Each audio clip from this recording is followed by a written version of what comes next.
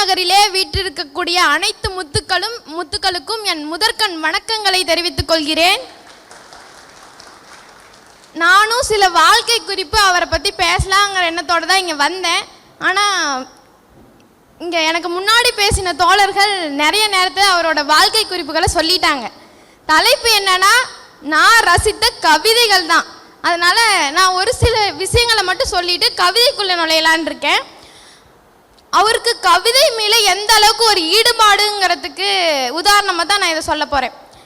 என்னன்னா, அவர் நெல்லை மாவட்டத்தில் கடையநல்லூருங்கிற ஊரில் வங்கி பணியாற்றிட்டு இருக்காரு. அந்த பணிச்சூழல்கிடையிலும் ஐயா அவர்கள் பார்த்திங்கன்னா நமக்கான கவிதைகளை தொடர்ந்து கொடுத்துட்டு இருந்தார். அது மூலியமாகவே அவரோட கவிதை மீதான ஈடுபாடு நமக்கு தெரிய வருது. அதுவும் இல்லாமல் நாங்கள் இப்போ எப்படி சிறுகதை வாசிப்பும் படிப்புங்கிற பொருண்மையில் 6 நாள் பயிற்சி பட்டறையில் கலந்துக்கிட்டோமோ, அதே மாதிரி ஐயா அவர்களும் கூட குற்றாலத்தில் 3 முறை கவிதைக்கான பயிற்சி பட்டறையை நடத்தியிருக்காரு. இது ஒரு சிறப்புக்குரிய நிகழ்வு இல்லையா?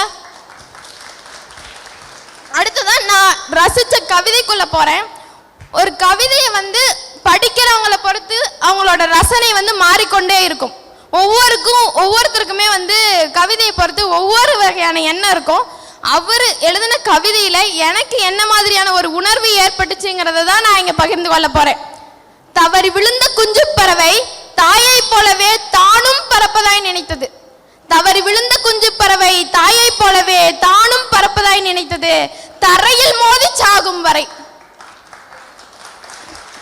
இந்த கவிதையை மேலோட்டமா பாக்குறப்ப ஒரு பறவைங்க அது கீழே விழுந்துருது. அது நானும் பறக்கிறேன்னு நினச்சிட்டு இருக்கு. எது வரலைன்னா அது தரையில் விழுந்து சாகும் வரை. இதை நான் எந்த ஒரு கவிதையுமே மனித வாழ்வோட ஒப்பிட்டு பார்க்கும்போது தான் அதுக்கு ஒரு சுவை இருக்குங்கிறது என்னுடைய எண்ணம். அப்படி பார்க்குறப்ப நான் என்ன நினைக்கிறேன்னா, இந்த உலகத்தில் பல மனிதர்களும் தங்கள் தேர்ந்தெடுத்த பாதை சரியாக தான் இருக்குங்கிற வகையில் இருப்பாங்க. எது வரலைன்னா அது அவங்க வாழ்வில் ஒரு தாக்கத்தை ஏற்படுத்துகிற வரலையுங்கிறது என்னுடைய கருத்து. நான் இந்த வகையில் தான் இந்த கவிதையை ரசிச்சிருக்கேன். ஒவ்வொருத்தருக்கும் இந்த கவிதைக்கு ஒவ்வொரு விதமான ரசனை இருக்கும். எனக்கு ஐயாவோட கவிதையை படிக்க மிகவும் ஆச்சரியமா இருந்தது. எல்லாமே ரசிக்கக்கூடிய வகையில் இருந்தது. எதை எடுத்துக்கலாம் எதை விடுறதுன்னே தெரியல. அந்த அளவுக்கு அருமையான கவிதைகளை ஐயா கொடுத்துருக்காரு. அதுல விதிங்கிற தலைப்புல அவர் பேசின கவிதை எழுதியிருக்க கவிதை ரொம்ப பிரபலமான ஒரு கவிதை. இதுக்கு முன்னால பேசி போன தோழி அதை சொல்லியிருந்தாங்க. அந்தி கருக்களில் திசை தவறிய பெண் பறவை, அந்தி கருக்களில் திசை தவறிய பெண் பறவை தன் கூட்டுக்காய் தன் குஞ்சுக்காய் அலைமோதி கரைகிறது. தன் கூட்டுக்காய் தன் குஞ்சுக்காய் அலைமோதி கரைகிறது.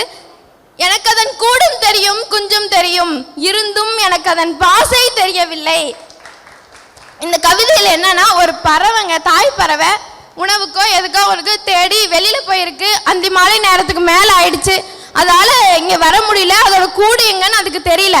அதை பார்த்துட்டு இருக்க ஒருத்தருக்கு அது தெரியுது.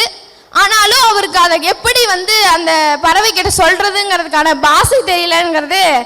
இதை நான் எப்படி உணர்ந்துக்கிறேன்னா, நான் இதை வாழ்வியலோட ஒப்பிட்டு பார்க்குறேங்க. இதில் என்னன்னா, இதில் ஒருத்தர் உதவணும்னு நினைக்கிறாரு. அங்கே அந்த பறவைக்கு அந்த விஷயத்த சொல்றதுக்கு எப்படி ஒரு மொழி தடையா இருந்துச்சோ, அதே மாதிரி இங்கே மனிதருக்கு வறுமைங்கிற ஒன்று உதவுறதுக்கு தடையா இருக்கிறதா நான் பார்க்குறேன். அதே மாதிரி இன்னும் கடைசியாக ஒரு கவிதையை சொல்லி முடிச்சுக்கிறேன். இப்போ ஒரு வார காலமாக யாரோ அலைபேசியில் தொடர்பு கொண்டோம்னாவே ஒரு விஷயம் வருது. சைபர் பாதுகாப்புத்துறையோட ஒரு செய்தி.